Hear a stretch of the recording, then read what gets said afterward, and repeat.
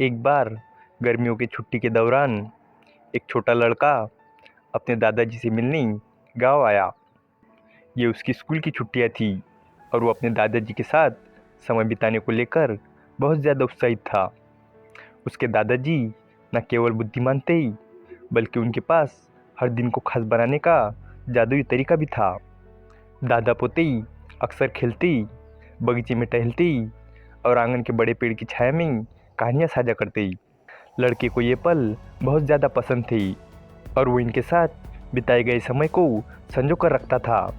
लेकिन एक दिन जब वो बरामदे में बैठकर चाय पी रही थी, तब लड़के ने अपने दादाजी की ओर जिज्ञासा भरी नज़रों से देखा और कहा, दादाजी, जब मैं बड़ा हो जाऊंगा तो मैं एक सफल इंसान बनना चाहता हूँ।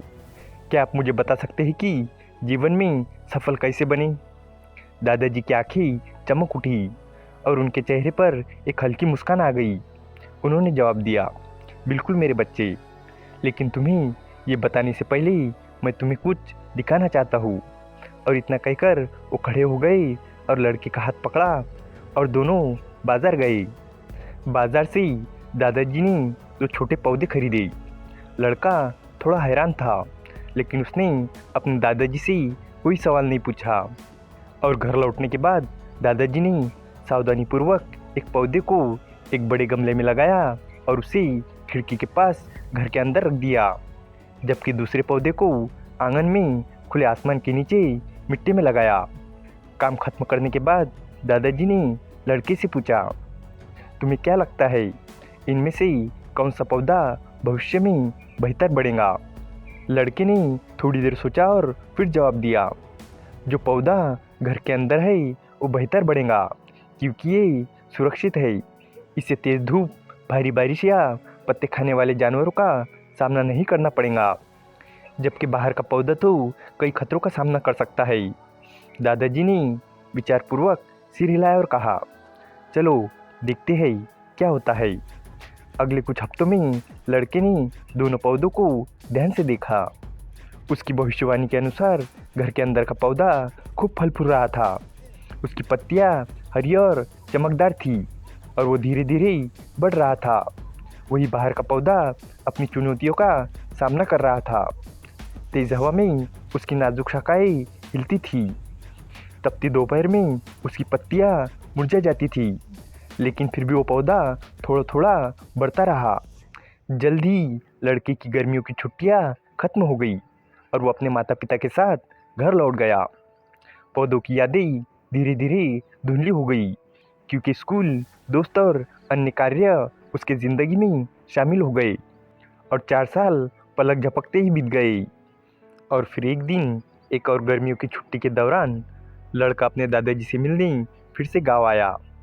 अब वो लड़का थोड़ा बड़ा और पहले से अधिक समझदार हो गया था।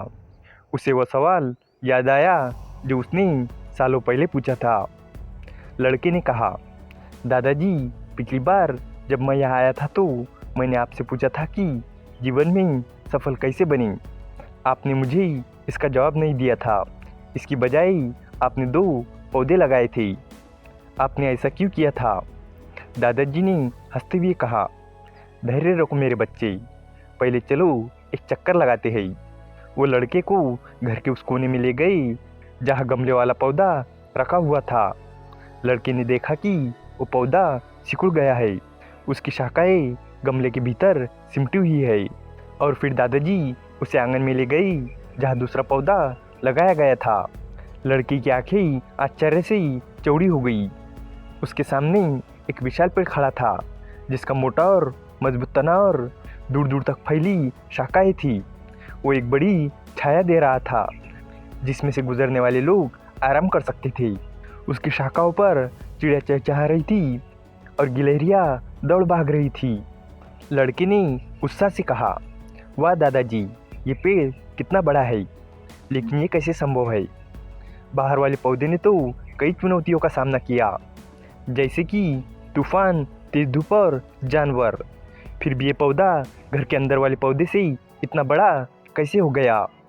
दादाजी मुस्कुराए और लड़के के कंधे पर हाथ रखते हुए बोले, यही मेरे प्यारे बच्चे सफलता का राज है। बाहर वाले पौधे को चुनौतियों का सामना करना पड़ा, लेकिन उन चुनौतियों ने उसे मजबूत बना दिया। तूफानों ने उसकी जड़ों को ज़मीन में गहराई तक जाने के लिए मजबूर किया, जिससे वो मजबूती से टिक गया। तेज धूप हालांकि कठोर थी, लेकिन उसने ही ऊंचाई में बढ़ने की ऊर्जा दी। यहाँ तक कि जानवरों ने उसे अनुकूल रहना और जीवित रहना सिखाया। दूसरी ओर घर के अंदर का पौधा सुरक्षित था, लेकिन उसने कभी ऐसी कोई चीज़ का सामना नहीं किया जिसने उसे उसकी सीमा से बाहर बढ़ने के लिए प्रेरित किया। इसी तरह जीवन में अगर तुम हमेशा आसान और आरामदायक रास्ता चुनते हो तो तुम आगे बढ़ोगे, लेकिन केवल एक निश्चित सीमा तक। तुम अपनी पूरी क्षमता तक कभी नहीं पहुंच पाओगे। सफलता चुनौतियों से बचने से नहीं मिलती, बल्कि उन्हें अपनाने से, उनसे सीखने और उनसे मजबूत बनने से मिलती है। समस्या ही बाधा नहीं है, वो सीढ़ियाँ है। लड़के ने एक बार फिर से उस विशाल पेड़ की ओर देखा। दादाजी की बातें उसके दिल में गहराई तक उतर गई। लड़के ने कहा, अब मैं समझ गया दादाजी, सफल होने के लिए मुझे चुनौतियों का सामना करना होगा और अपने आलस से बाहर निकलना होगा। दादाजी ने सिर हिलाया और कहा, बिल्कुल सही मेरे बच्चे। जीवन एक यात्रा की तरह है, जिसमें कई मोड़ और उतार चढ़ाव आते रहते हैं।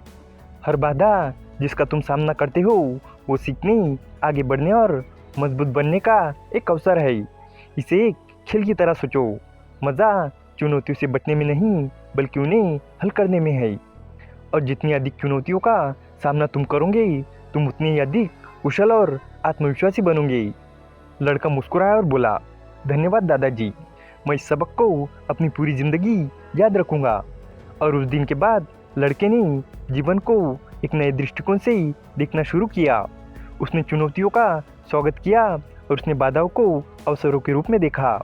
उसने समझा कि सफलता की यात्रा कठिनाइयों से बचने में नहीं है, बल्कि उनसे गुजरते हुए मजबूत बनने में है। ये कहानी हमें सिखाती है कि जीवन में बाधाएं हमारे दुश्मन नहीं है। ये वही चीज़ें हैं जो हमें आगे बढ़ने और अपनी पूरी क्षमता तक पहुंचने में मदद करती है। इसलिए उनका डटकर सामना करो और देखो कि तुम नई ऊंचाइयों तक कैसे पहुंच सकते हो। जीवन एक अद्भुत यात्रा है और हर मोड़ तुम्हारे भीतर छिपी ताकत और बुद्धिमानी को खोजने का एक नया मौका है। उम्मीद है कि आपको ये कहानी पसंद आई होगी और भी इसी तरह की इंस्पायरिंग और मोटिवेशनल स्टोरीज के लिए हमारे चैनल को सब्सक्राइब करें। तो चलिए मिलते हैं अगली वीडियो में। तब तक के लिए good bye and stay healthy.